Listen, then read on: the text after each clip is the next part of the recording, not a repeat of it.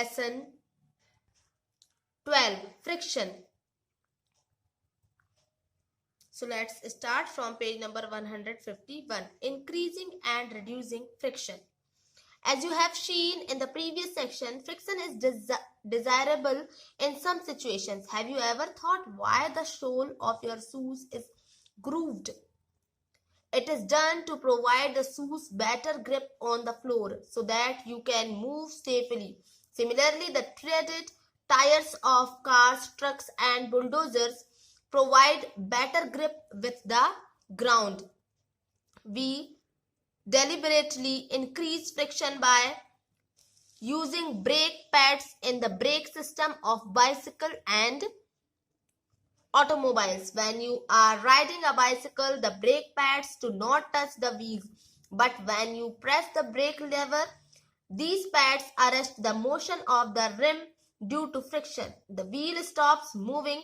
You might have seen that kabaddi players rub their hands with soil for a better grip of their opponents.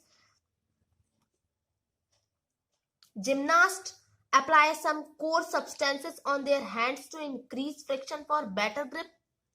In some situations, however, friction is undesirable and we would want to minimize it. Increasing and reducing friction. Friction बढ़ाना और घटाना. तो पिछले section में आपने देखा कि कुछ सिचुएशन में फ्रिक्शन डिजायरेबल है, वांछनीय है ना. क्या आपने कभी ये सोचा है कि आपके शूज की सोल ग्रूव्ड मींस खांचेदार क्यों है? आप देख सकते हैं यहाँ ये ट्रक देखें, ट्रक में ऐसे ये खांचे खांचे क्यों बने हुए हैं?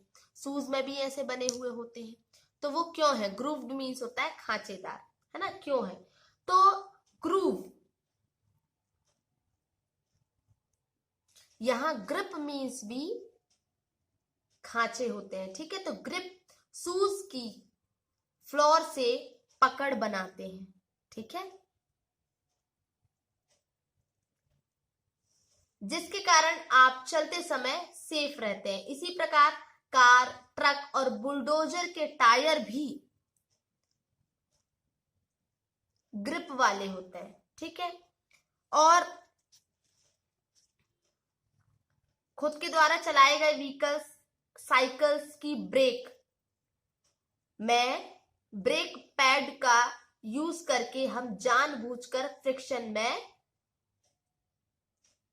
फ्रिक्शन को इंक्रीज करते हैं. जब आप कोई साइकिल चलाते हैं तो उसके ब्रेक पैड जो होते हैं वो टायर को टच नहीं करते हैं, लेकिन जब आप ब्रेक लीवर को प्रेस करते हैं, दबाते हैं, तो ये पैड फ्रिक्शन के कारण रिम के मोशन को या गति को रोक देता है, ठीक है, और टायर गति करना बंद कर देता है, ठीक है. आपने ये देखा होगा कि कबड्डी के प्लेयर्स अपने हैंड्स पर सॉइल रगड़ते हैं, रब करते हैं, ताकि वो अपने अपोनेंट को और अच्छी तरह से पकड़ सकें. जिमनास्ट अपने हाथों पर कोई ऐसा ग्रिप लगाते हैं, मतलब ग्रिप नहीं, कोई सब्सटेंस लगाते हैं, सब्सटेंस मींस पदार्थ कहा जाए, है ना, लगाते हैं ताकि फ्रिक्शन में इंक्रीजमेंट हो और अच्छी वो पकड़ बना सके, ठीक है. अब कुछ सिचुएशंस में फ्रिक्शन डिजायरेबल भी है, तो हमें उसे कम करना चाहिए, है ना. जहां डिजायरेबल है वहां पर हम फ्रिक्शन बढ़ाते हैं, जहां अनडिजायरेबल है वहां हम फ्रिक्शन कम करते हैं. तो एग्जांपल है कि कैरम बोर्ड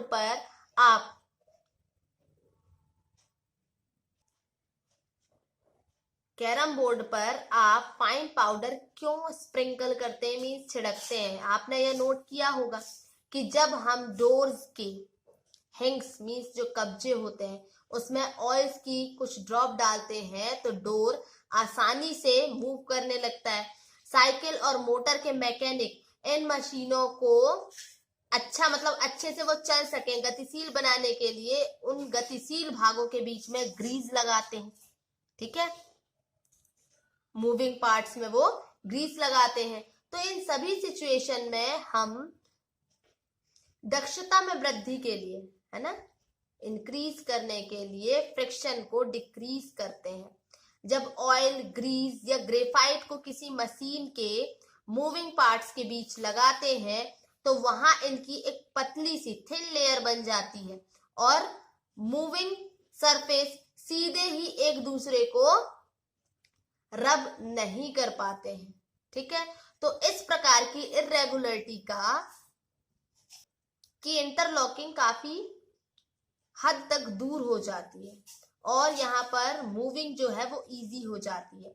तो फ्रिक्शन कम करने वाले सब्सटेंसेस को हम लुब्रिकेंट, है ना, जो फ्रिक्शन रिड्यूस करता है वैसे सब्सटेंस को हम लुब्रिकेंट कहते हैं। ठीक है, कुछ मशीनों में लुब्रिकेंट के रूप में ऑयल का यूज ना करने की भी सलाह दी जाती है। वहां पर फ्रिक्शन कम करने के लिए मूविंग पार्ट्स के बीच एयर की गद्दी मीन्स एयर कुशन का भी यूज किया जाता है। ठीक है, तो यहां बूझो एक क्वेश्चन कर रहा है कि क्या हम सरफेस पर पॉलिश करके या ज्यादा मात्रा में लुब्रिकेंट सब्सटेंसेस का यूज करके फ्रिक्शन को घटाकर जीरो कर सकते हैं? तो पहेली कहती है कि friction can never be entirely eliminated. घर्षण जो है कभी भी पूरी तरह समाप्त नहीं हो सकता है, एलिमिनेट नहीं हो सकता है। कोई सरफेस पूरी तरह से स्मूथ नहीं हो सकता है ना, पूरी तरह से स्मूथ नहीं होता है और कुछ इरेगुलरिटीज वहां पर जरूर होती है। ठीक है, now next topic, wheels reduce friction. Wheels means tyre, चक्के जो होते हैं, है ना, तो व्हील्स जो है वो फ्रिक्शन को कम कर देते हैं। तो आपने अटैची और भी बहुत सारे ऐसे हैवी लगेज देखे होंगे, है ना,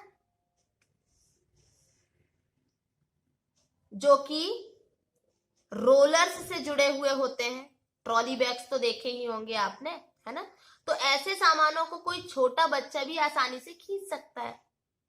देख सकते हैं आप पिक्चर में, देखें यहाँ ये ट्रॉली बैग, ठीक है, आसानी से खींच सकता है। तो ऐसा क्यों होता है, चलिए पता लगाते हैं, लेट अस फाइंड आउट।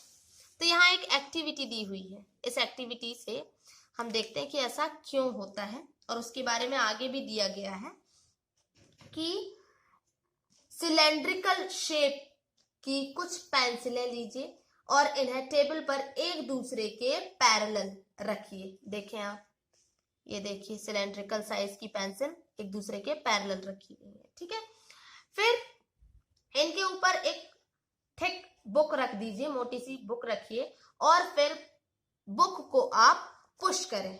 ठीक है, तो आप ये देखेंगे कि बुक के गतिशील होने पर पेंसिल्स जो है वो रोल होती हैं। जैसे ही बुक मूव करेगी तो पेंसिल क्या होंगी, रोल होंगी, घूम घूम कर आगे बढ़ेंगी, लुढ़केंगी, है ना। तो पेंसिल की इस प्रकार की गति को, है ना,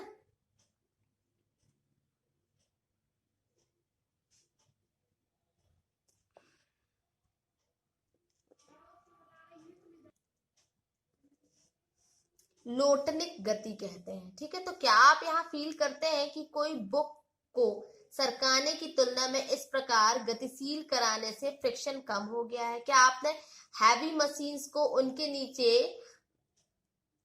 लकड़ी के लट्ठे, है ना, वुडन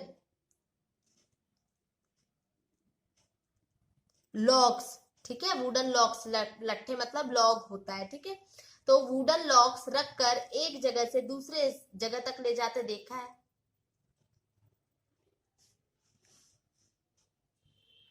तो जब एक ऑब्जेक्ट किसी दूसरे ऑब्जेक्ट के सरफेस पर रोल करता है या लुढ़कता है तो रेसिस्टेंस ऑफ मोशन मींस गति के प्रतिरोध को, है ना, रोलिंग फ्रिक्शन कहते हैं। ठीक है, वही जो मैंने हिंदी बताया लोटनिक गति रोलिंग फ्रिक्शन कहलाता है। ठीक है, तो रोलिंग फ्रिक्शन जो है वो फ्रिक्शन को कम कर देता है। तो किसी ऑब्जेक्ट को दूसरे ऑब्जेक्ट पर सरकने की तुलना में रोलिंग करना ज्यादा आसान होता है, और यही कारण है कि रोलिंग जड़ा सामान खींचना या पुल करना ज्यादा इजी होता है। क्या अब आप समझ सकते हैं कि व्हील के इन्वेंशन को, आविष्कार को ह्यूमन की महानतम खोजों में क्यों गिना जाता है, ग्रेटेस्ट इन्वेंशन में क्यों गिना जाता है? क्योंकि रोलिंग फ्रिक्शन स्लाइडिंग फ्रिक्शन से कम होता है, इसीलिए ज्यादातर मशीन्स में स्लाइडिंग को बॉल बियरिंग के उपयोग द्वारा रोलिंग में प्रतिस्थापित किया जाता है। ठीक है, अब छत के फैंस आपने देखे होंगे, पंखे, और साइकिल्स में जो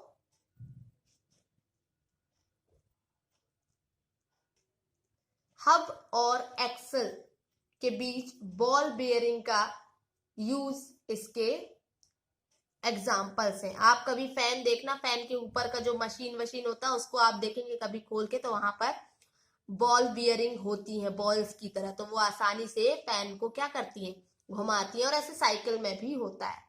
ठीक है, तो rest we will read tomorrow, fluid friction. Okay.